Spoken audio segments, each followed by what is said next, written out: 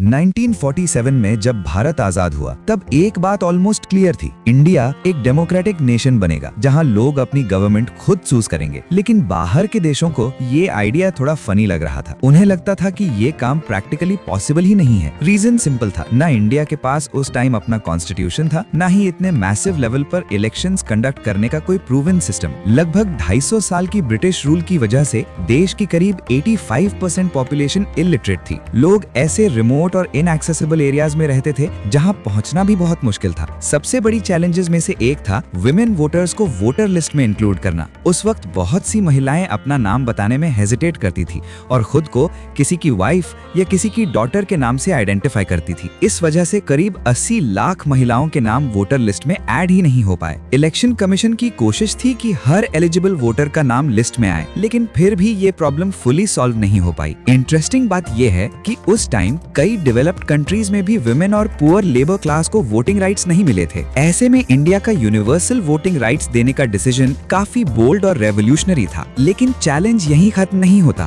पहली बार करोड़ों वोटर से वोटिंग करवाना और फिर मैन्युअली वोट्स काउंट करना कोई सिंपल टास्क नहीं था। इतनी सारी डिफिकल्टीज के बावजूद 1952 में इंडिया का पहला जनरल इलेक्शन सक्सेसफुली कंडक्ट हुआ और ये स्टोरी वहीं से शुरू होती है। 26 नवंबर 1949 को डॉक्टर B.R. अम्बेडकर द्वारा लिखा गया कॉन्स्टिट्यूशन अडॉप्ट किया गया। इसी के साथ डिसाइड हुआ कि इंडिया में भी डेमोक्रेटिक इलेक्शंस होंगे जहां लोग अपनी गवर्नमेंट खुद इलेक्ट करेंगे। लेकिन ग्राउंड रियलिटी काफी टफ थी। देश की लगभग 88% पॉपुलेशन को ये भी नहीं पता था कि इलेक्शन क्या होता है या वोट कैसे दिया जाता है। इसलिए एक स्ट्रॉन्ग और न्यूट्रल बॉडी की जरूरत थी जो इलेक्शंस को फेयर और ट्रांसपेरेंट तरीके से कंडक्ट कर सके। इसीलिए 25 जनवरी 1950 को election commission of India establish किया गया। 26 जनवरी 1950 को कॉन्स्टिट्यूशन इंप्लीमेंट हुआ और डॉक्टर राजेंद्र प्रसाद देश के पहले प्रेसिडेंट बने। लेकिन इसी बीच 15 दिसंबर को सरदार वल्लभ भाई पटेल का देहांत हो गया, जिससे कांग्रेस की जिम्मेदारी पूरी तरह से जवाहरलाल नेहरू के कंधों पर आ गई। कहा जाता है कि नेहरू और पुरुषोत्तम दास टंडन के बीच काफी डिसएग्रीमेंट्स होते थे। इसलिए नेहरू ने डिसाइड किया कि वो खुद कांग्रेस कैंडिडेट सिलेक्ट करेंगे ताकि उनके अकॉर्डिंग काम करने वाले लोग सिस्टम में आए। इस डिसीजन से कई बड़े लीडर्स नाराज हो गए और पार्टी छोड़ दी। JB कृपलानी ने कांग्रेस से अलग होकर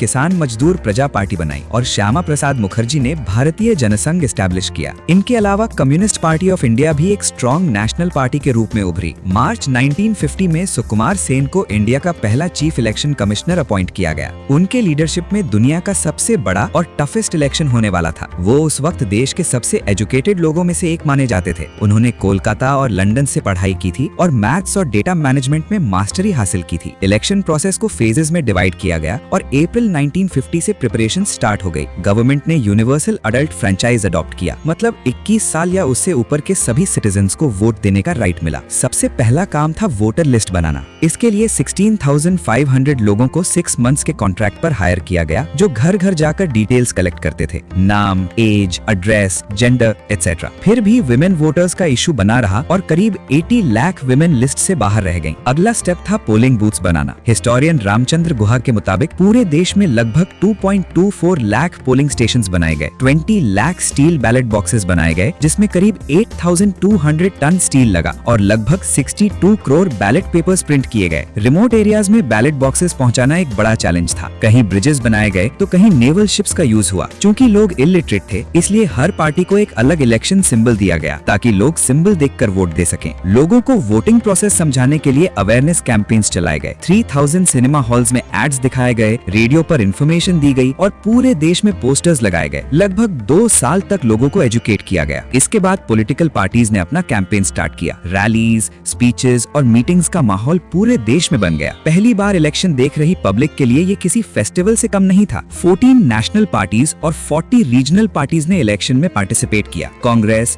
सोशलिस्ट पार्टी, भारतीय जनसंघ और कम्युनिस्ट पार्टी सबसे प्रोमिनेंट पार्टीज थी। कांग्रेस की तरफ से जवाहरलाल नेहरू और लाल बहादुर शास्त्री मेन कैंपेनर्स थे। सोशलिस्ट पार्टी में राम मनोहर लोहिया और जयप्रकाश नारायण प्रोमिनेंट फेसेस थे, जबकि जनसंघ को श्यामा प्रसाद मुखर्जी लीड कर रहे थे। नेहरू ने 9 महीने में लगभग 25,000 माइल्स ट्रैवल किया। 18,000 miles by air, 5,200 miles by car, 1,600 miles by train और 90 माइल्स बाय बोट। उनका पहला स्पीच लुधियाना में हुआ, जहां उन्होंने कम्युनल पॉलिटिक्स पर अटैक किया। दिल्ली में उन्होंने कहा कि वो धर्म के नाम पर हिंसा के खिलाफ आखिरी सांस तक लड़ेंगे। अंबाला में उन्होंने विमेन को पर्दा सिस्टम छोड़ने करने की अपील की। उन्होंने लगभग 2 करोड़ लोगों को डायरेक्टली एड्रेस किया और उतने ही लोग उन्हें देखने के लिए रोड्स के किनारे खड़े रहते थे। उस वक्त कांग्रेस टिकट इतना पावरफुल माना जाता था कि लोग कहते थे कि इस टिकट पर तो एक इलेक्ट्रिक पोल भी इलेक्शन जीत सकता है। कम्युनिस्ट पार्टी को रेडियो पर कैंपेन का मौका मिला, लेकिन वो ऑल इंडिया रेडियो पर नहीं बल्कि रेडियो मॉस्को पर था। इलेक्शन कंडक्ट करने के लिए 56,000 प्रिजाइडिंग ऑफिसर्स, 2,28,000 असिस्टेंट्स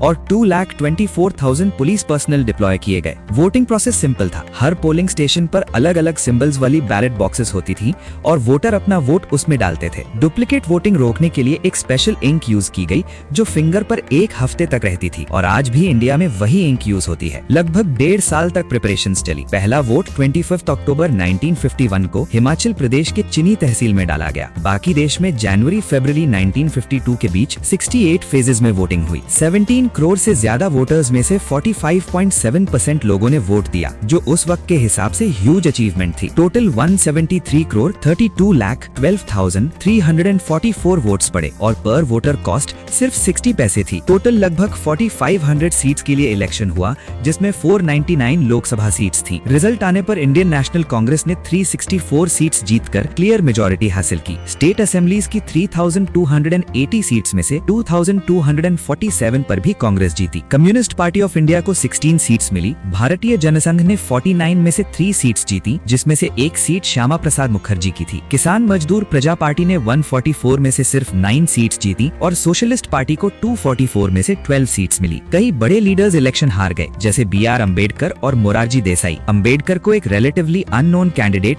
नारायण काजोलकर ने हरा दिया। JB कृपलानी भी फैजाबाद से हार गए, लेकिन बाद में भागलपुर से बाय इलेक्शन जीतकर लोकसभा पहुंचे। इस तरह 1952 का पहला जनरल इलेक्शन सक्सेसफुली कंप्लीट हुआ। इंडिया ने दुनिया को दिखा दिया कि लिमिटेड रिसोर्सेज और हैवी इलिटरेसी के बावजूद डेमोक्रेसी को सक्सेसफुली इंप्लीमेंट किया जा सकता है। ये सिर्फ इलेक्शन नहीं था, ये इंडिया के कॉन्फिडेंस, डिटर्मिनेशन और डेमोक्रेटिक स्पिरिट का प्रूफ था। और आज जब इंडिया दुनिया की टॉप इकोनॉमीज में से एक बन चुका है, तो उसकी फाउंडेशन वहीं से शुरू होती है।